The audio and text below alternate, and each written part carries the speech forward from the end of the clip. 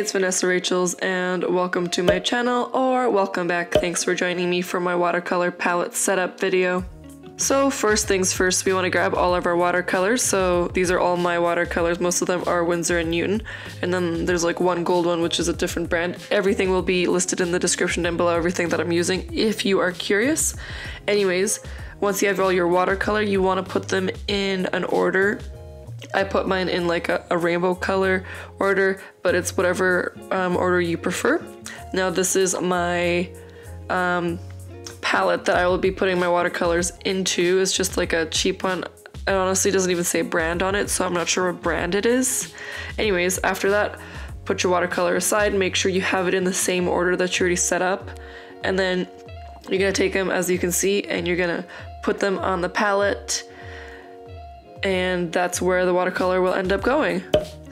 And I do recommend taking a photo of this in case after you put the watercolors to the side you mess up the order or something.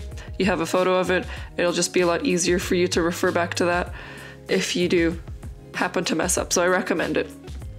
Anyways, then you just squirt on the watercolors into the palette, and then once we squirt them in, then I just grab a paintbrush. I use the back of a paintbrush and I just smooth it out so that it dries smooth.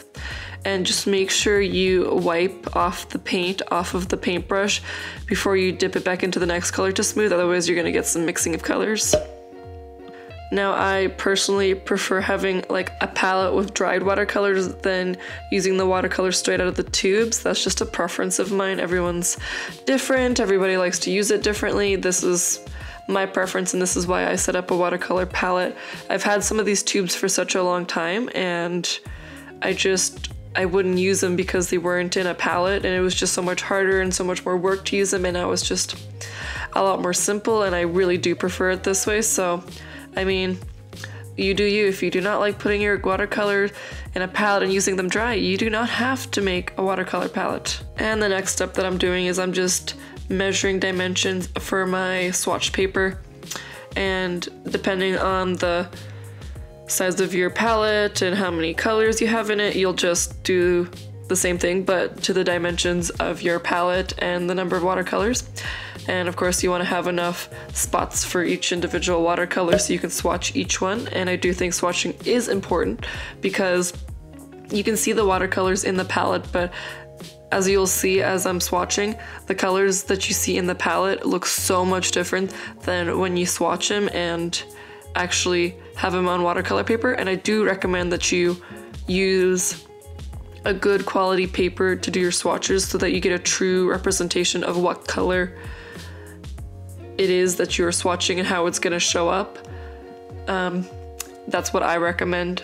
Of course, you do whatever works for you. And already you can see like these colors, when you swatch them, they're a lot more vibrant on the swatch paper than they look in the watercolor palette.